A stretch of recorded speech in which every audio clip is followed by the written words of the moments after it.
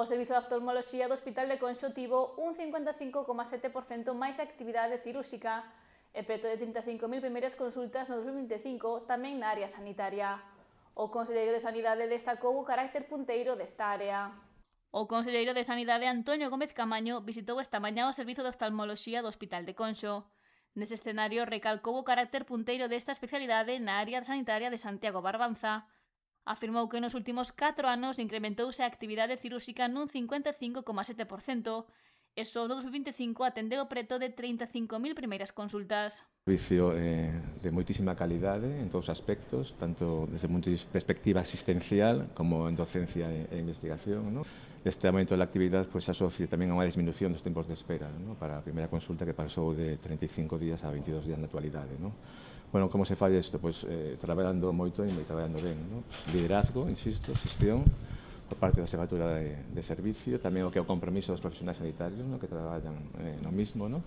Tecnoloxía, creo que vai haber a continuación pues, un sistema de visualización 3D, ¿no? Tamén con un láser moi especial, ¿no?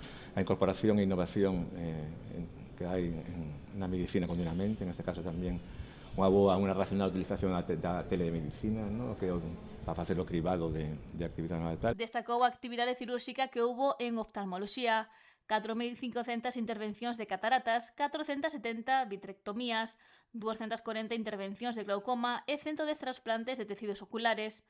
Todo isto no 2025. Ademais, houbo unha intensa terapia intravítrea que acadou as 8.300 inseccións anuais para frear a evolución de patoloxías graves na retina. Acompañado por profesionais de oftalmoloxía, Gómez Camaño fixo un chamamento á cautela á hora de observar o eclipse solar do vindeiro 12 de agosto.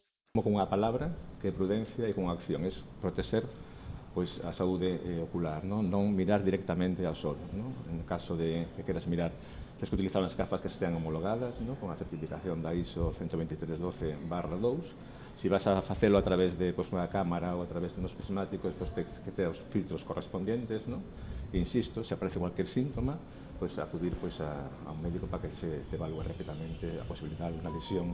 Insisto que pode llegar a ser importante a nivel da retina. A retina non ten receptores de dolor, con lo cual uno pode estar sufriendo sin darse conta, ¿no? Insisto, prudencia e, sobre todo, utilizar pues, todos os medios que tenemos para proteger do posible daño de esos a la retina.